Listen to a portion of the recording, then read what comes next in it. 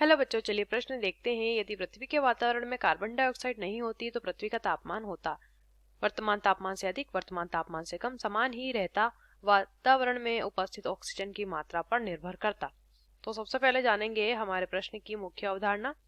हमारे प्रश्न की मुख्य अवधारणा है, यहाँ पे हमें बताना है कार्बन डाइऑक्साइड के बारे में प्रश्न में पूछा गया है। यदि वातावरण में कार्बन डाइऑक्साइड नहीं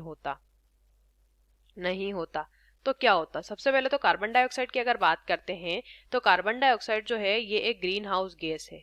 ग्रीन हाउस गैसें ऐसी गैसें होती हैं, ठीक से लिख लेंगे, ग्रीन हाउस गैसें। ये गैसें ऐसी गैसें होती हैं जो कि क्या करती है, जो कि ग्रीन हाउस प्रभाव उत्पन्न करती है, जिसके फलस्वरूप पृथ्वी के तापमान में वृद्धि होती है, पृथ्वी का तापमान बढ़ता जाता है। क्योंकि ग्रीन हाउस गैसें कहाँ पर पाई जाती हैं? वायुमंडल में एकत्रित होती जाती हैं, वायुमंडल में इनकी सांद्रता बढ़ जाती है और सूर्य से आने वाली जो किरणें होती हैं वो किरणें यहाँ पर इनके द्वारा अवशोषित कर ली जाती है।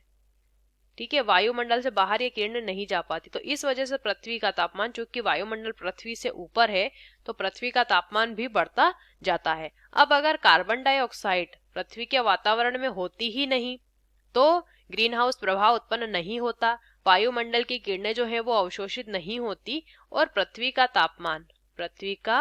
तापमान जो है अभी जो सामान्य तापमान है उसकी अपेक्षा कम होता, यानी कि तापमान कैसा होता? ठंडा तापमान पृथ्वी का रहता। तो पहला विकल्प दिया है तापमान वर्तमान तापमान से अधिक, अधिक तो नहीं होता, कम होता, सही होगा।